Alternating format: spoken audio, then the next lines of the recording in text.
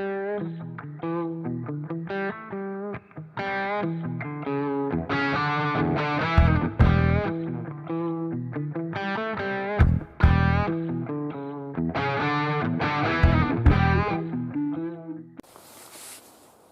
and welcome back to the channel and welcome to the woods. Now, I had a comment on a video last week from a gentleman called Blazer Long Range, and he asked me if I do a couple of top 5 videos. Top 5 bushcraft knives, feather stick knives, battening knives. Well, I thought I'd do one today, and this is going to be my top 5 bushcraft knives.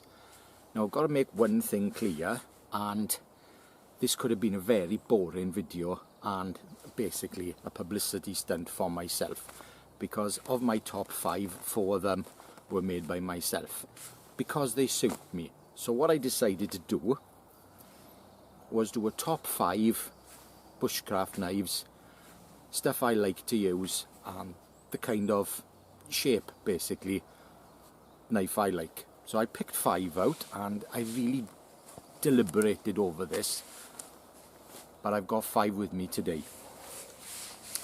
You may be surprised.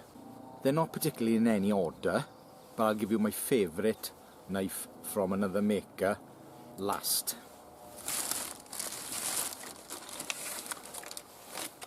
So here's the first one, and you're going to be shocked. The Mora Robust. I think this is a great knife. I really enjoy using it. It's got a comfortable handle, just the right size. I did put a 0 on it. It doesn't come with a 0, and I have sharpened the spine. So the spine is nice and sharp for scraping wood, scraping a ferro rod. That knife I really do rate and I enjoy using. A cheap Mora.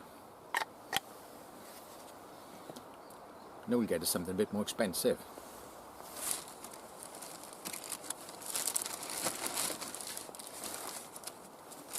The Skook and Bush tool.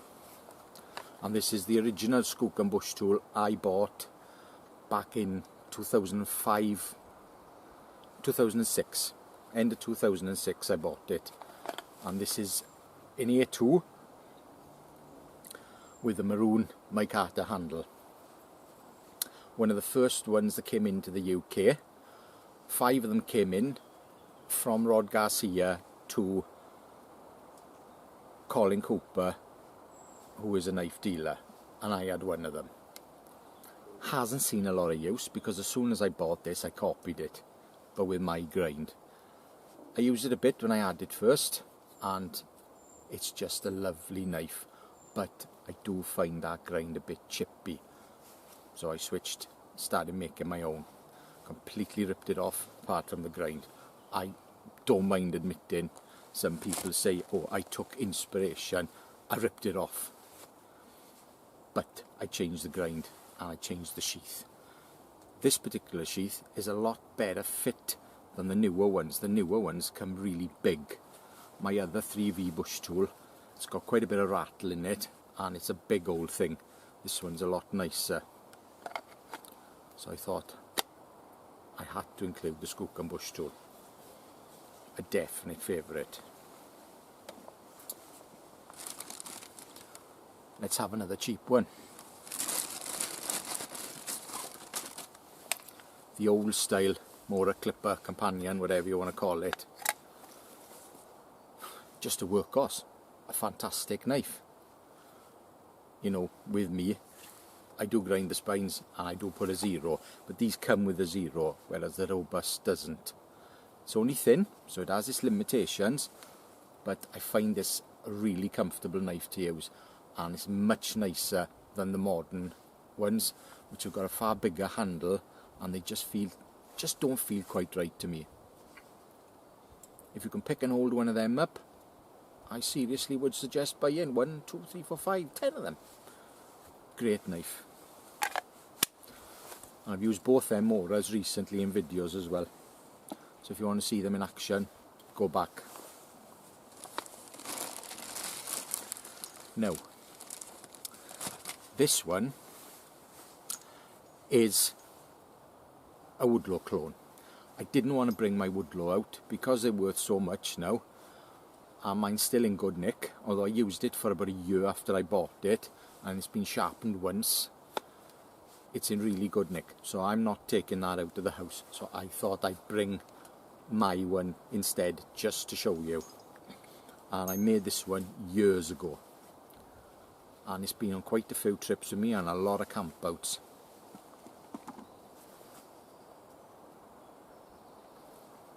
I took inspiration from Bison bushcraft with a handle, because Roger does these, and it's quite pretty. It's 4mm 01 with a 0 Scandi polished grind, antler, various liners, and stabilised massa birch. Sheath is quite a complicated affair. I used to make my sheaths like this years ago, but to be honest with you, there's so much work, you never get your money back on them. And I've got a antler handled ferro rod in there. And this really has been used a lot. This was my favourite knife for a long time. The Woodlow. Cracking knife, designed by Mr. Mears and Alan Wood. I think Mr. Mears came up with the shape. Handle was a bit different on the original one. It had a brass bolster. Alan Wood done away with that. Doesn't need to have it. One thing I will say about the Woodlow, because it's got a tapered tang, I do find it blade heavy, and with a knife of this size I prefer it to be handle heavy.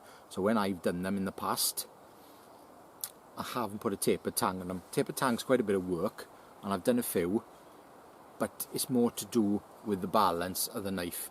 I prefer a heavier handle in a 4-inch blade knife. And now my favourite of all time bushcraft knife by somebody else. Some of you may know what this is going to be. I know my pal Scott definitely knows what it's going to be. The original Bison bushcraft. Lovely knife. Really comfortable handle. The right size blade for just about everything. Perhaps not so brilliant for battening, but I did do a video about 2 years ago where I put this up against a Falkniven and a cold steel, which are a little bit bigger, but this held its own, no problem. Far smaller knife. This particular one I bought to go on the Winter Skills trip with Roger Bison to see Mors Kochanski. He made me 2 to go. Yes, I am a knife slag. He made me this one, and he made me the Woodsman, but that's got a convex grind on it. I wanted 2 roughly the same size, but for different applications. I used that one for food prep and that sort of thing, and I use this one for all my woodwork. And this is, he's never bettered this design. If you're watching it, Rog, I do love this knife. It's so comfortable. It's one of the best feather stickers I've got. Although the grind is different to mine, for some particular reason it just works. And it's this good old-fashioned 01 with a neck sheath. I haven't got the ferro rod in it, I took it out. Plain, simple, can't fault it. And when we were out with Mors, the subject of knives obviously came up, and Mors wasn't particularly knifey himself.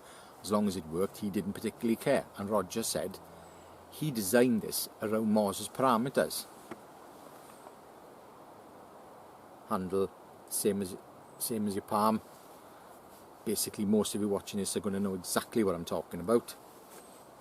And this was his interpretation of Mors's perfect knife.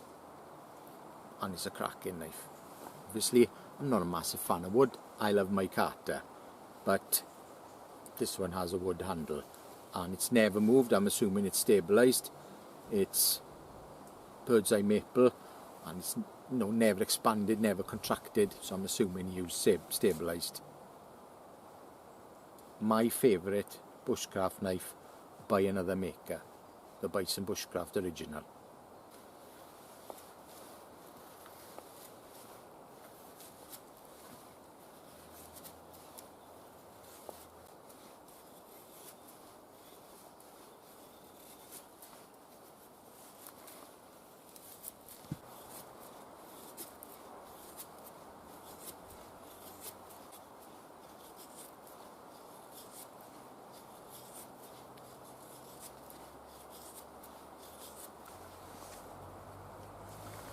just a lovely knife to use and just the right size. Thank you, Roger. And just for the record, I bought that 16 years ago.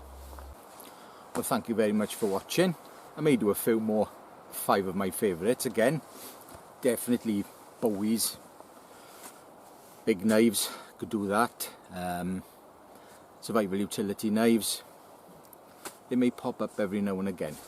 But that is my 5 favourite bushcraft, we'll say styles. But that is, apart from stuff I make myself, that is my favourite bushcraft knife of all time. And that's not going to change, because I don't think anybody's going to better that design for a nice bushcraft knife.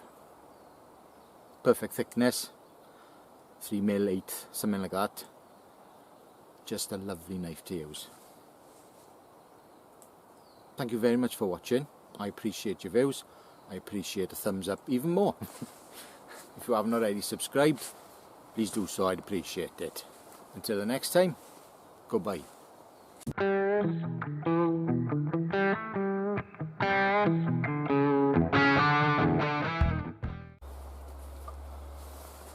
Roger's like me, he doesn't give away freebies.